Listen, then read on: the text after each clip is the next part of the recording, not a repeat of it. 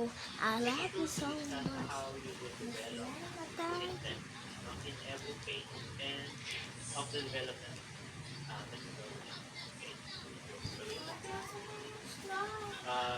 These are some development procedures we use the system development life cycle. The what is the what, diba?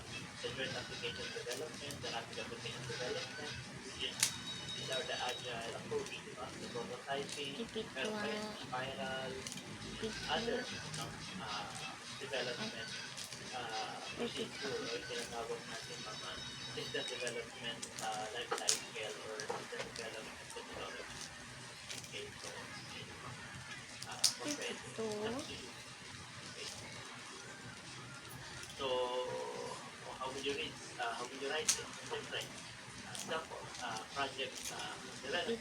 The rapid application model when used in developing system. So, phase, development, collaboration, part. Discover the procedure instruction of the mobile application development as well as how it will develop. Take note, kung anong gagamitin mo, example, gagamitin mo rapid application development model. Example lang. Okay?